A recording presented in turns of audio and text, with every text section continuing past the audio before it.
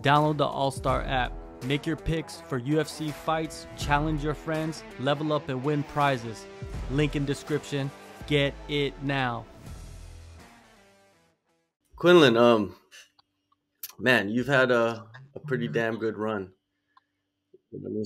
Thank you. And it has led up to this opportunity, Contender Series. You're facing this young guy, man. Well, his name is Gage Young. He's probably one of the best guys out there in the U.S., especially in the Midwest, doing his thing. What do you think of him and the fighting style from what you've seen so far? Yeah, I've watched his fights.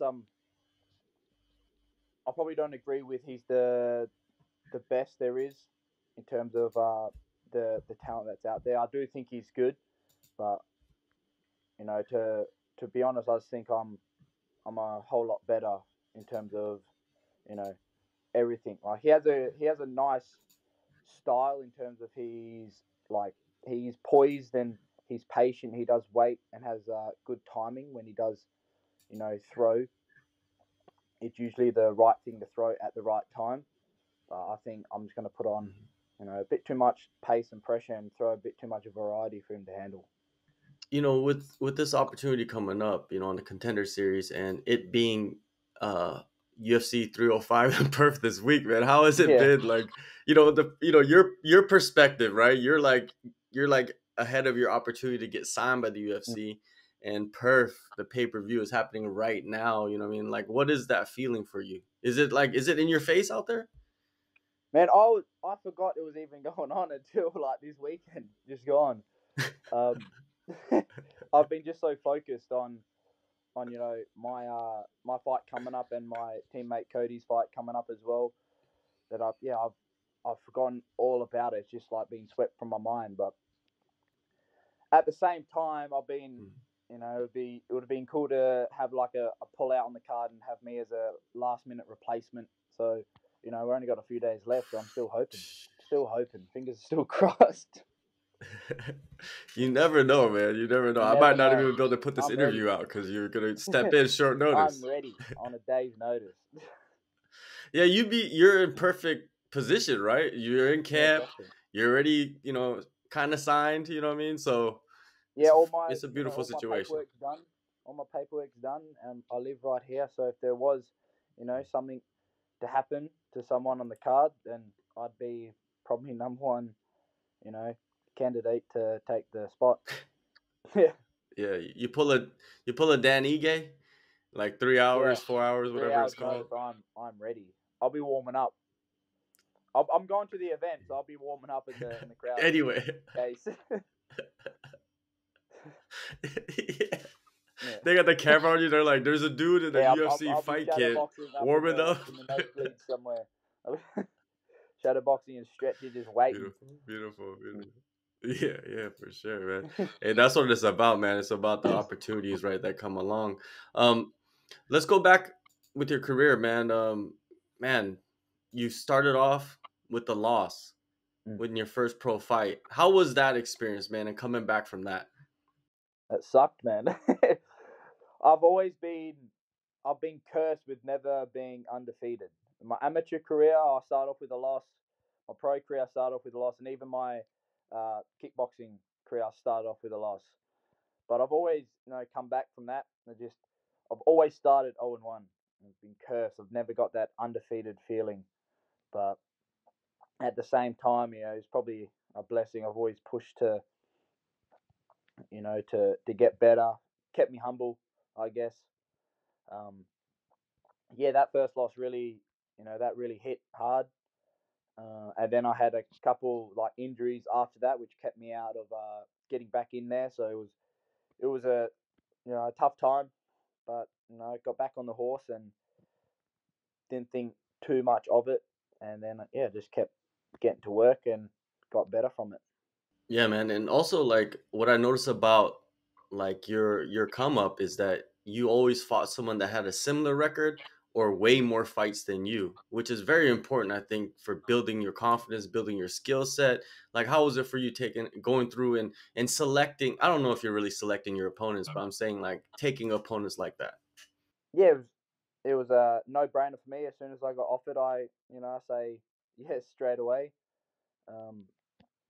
Yeah, pretty much whoever they offer, I just say yeah. I don't really care about their their records or the matchup in general. I just always believed I was better than them, so I didn't really care about how many fights or how good they were. And yeah, the fight, that I think a lot of people kind of like saw you first was maybe the fan fight, the third fight that you had. Was Yeah, that? yeah. Do you feel like that was kind of like a better performance for you, like a standout one? Yeah, in a sense, I got to show a lot. It was a little bit sloppy because there was a lot of like grappling exchanges. So, I mean, the grappling exchanges were nice, but afterwards, when we were on the feet, I felt a bit, stiff. Like I threw the strikes that I wanted to throw at the right time, and I was landing, but the technique looked a bit unco because it was a lot of grappling, so I was real stiff, and the body was full of like lactic acid, so it wasn't really smooth. But yeah, I think that was a good performance on my end. Got to show my whole game, and it was a tough fight. I got pushed a bit and got to see me get through it on top. Yeah, and your most recent fight was a rematch against the same guy, and you finished the fight much faster than the first fight. And Dan Yeah. Hooker always told me, like, don't take a rematch against a guy you beat unless you're able to do a better job than the first fight, and you did that. You I know. did. At the same time, I did worse and better at the same time because the first round Yeah. wasn't that great until the very end, but then the second round I got the job done in the exact same way but a round quicker. So it was better and worse at the same time. Yeah, and when you go into a first round, right, and you perform, and you go to the corner, and you're heading into the second round, and you have a feeling that maybe that round wasn't so good, you have to fight like from behind, right? How is that for you, fighting from behind, maybe losing the first round? I didn't really think too much of it. I just thought of what's next and what I needed to do to climb back. I guess I don't really think, oh shit, I lost that round. I just thought, what do I need to do? And my corner gave me, some good advice, and it wasn't really as if I was thinking, oh, I really lost that round, like I was down. It's Mm. because I was the last minute or so I dominated. Like I threw up the triangle, nearly finished it, end up getting on top, taking the back, landing some strikes. So the last minute was really, really good for me. So I did end the round. I ended the round with a win, pretty much. Even though I may have lost the round, I ended the round good. So going into the next round wasn't, like really hard to think I was down. And let's talk about the title winning performance, Eternal 76. I didn't think many people expected a 30-second knockout, but it happened. It was a I fucking didn't either. spectacular. And Yeah. It was cool. It was best moment of the career so far. It's gonna be hard to top that. Winning the yeah, and contract will definitely top it, but in terms of actual performance wise, like that feeling was great. also like Blake Donnelly, man, like he was the guy at that time. Like, I mean, a lot of people were thinking like Yeah. this dude is like next in line to get signed out of the region, and you go in there and just derail that completely. Yeah. Was there like was there was there like less pressure on you because it seemed like they were kind of like lining him up? Not really. I felt there was a lot of pressure. Like, I did respect him a lot as an opponent. I thought he'd be the toughest fight up until that point. Like, I do think he was the toughest opponent I faced in terms of skill. It just so happened that the fight didn't end up that way. It just got finished quickly. I did spend a lot of time drilling those like jab counters. So when he started throwing that jab, it was just out of instinct. I just threw the combos with that. I was drilling with my team, and it just happened to land 30 seconds in, opposed to rounds in.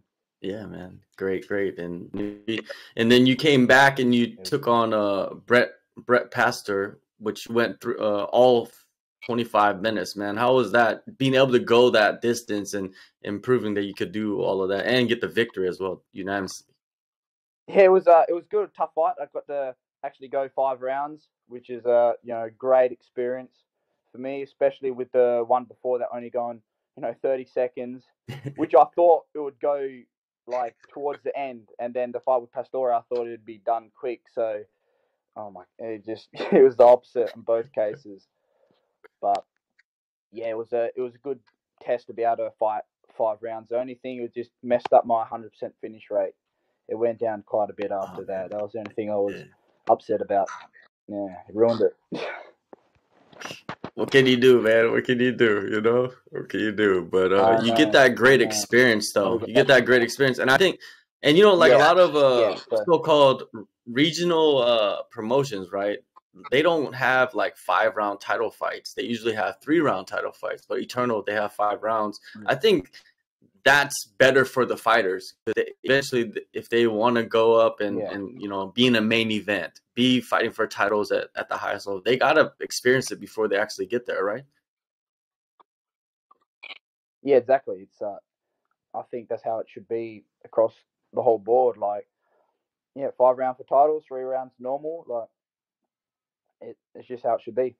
And preparations for the Contender Series, right? You're at your gym, Luristro Combat Academy, and man, you've been there the whole time. Yes. Like, take us to the beginning days of you entering the team and training with them as like a fighter, like a guy that's pursuing this career.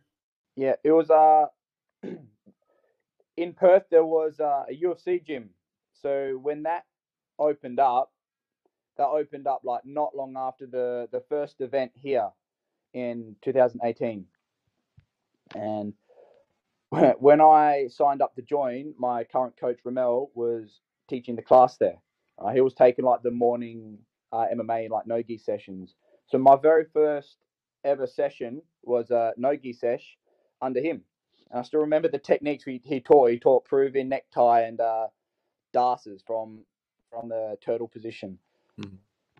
And ever since then, I was just training with him. I moved to a different gym when I wanted to actually compete, because the UFC gym don't have like fighters compete out of there. So I was still training there, but I went to a different gym, which was down the road from my house. And then shortly after, Coach Ramel comes along and becomes the head MMA coach there as well. Fast forward about a month, that gym ends up closing down, and then Ramel books me a fight, and we end up training just out of his backyard pretty much for my first fight camp. And then then after the first fight, he ends up making his own gym, and we move into that new place, and then living happily ever after. Wow, that's a hell of a story, man. Like, for literally from the ground up, you guys have built each other pretty much. Yeah. Since literally day one. And who else was there with you? Like, were there other fighters as well? Like, when he did open his gym? Yeah, still like the people that I still train with now, like my current like corner team. Other than my coach Ramel, is Bevan and Wongi, and they've been with me since day one as well. And I always have them in my corner when I fight, and it would suck to fight and compete without them. Yeah, it must be nice to have the guys that have been there since the beginning, like enjoying those moments, right? All these big moments in your career. It's also big moments in their career too as coaches, right? Yeah, it's good. It's like being able to travel the world with them and win is gonna be a good thing. Definitely. And is there anything different that you did for this camp? Preparing for the Contender Series. Everybody talks about like, oh, this is the biggest moment, but yeah, every moment's the biggest moment if you really think about it. But like, was there any changes? That's exactly how I think. No changes. I've always trained, 100% in in my training camps. If not over the years, I've gotten a bit more like smarter with how I train, and I end up performing better and feeling better. But yeah, this camp, no changes. It's been training exactly how I've been the last few years. Don't need to add anything. Don't need to take away anything. I think I have the recipe. And you know, fighting for Eternal, right? Like Eternal, obviously, it's the biggest promotion in Australia, and like the competition is real tight. And because of the competition is real tight, I feel like get like the cream that come out of it.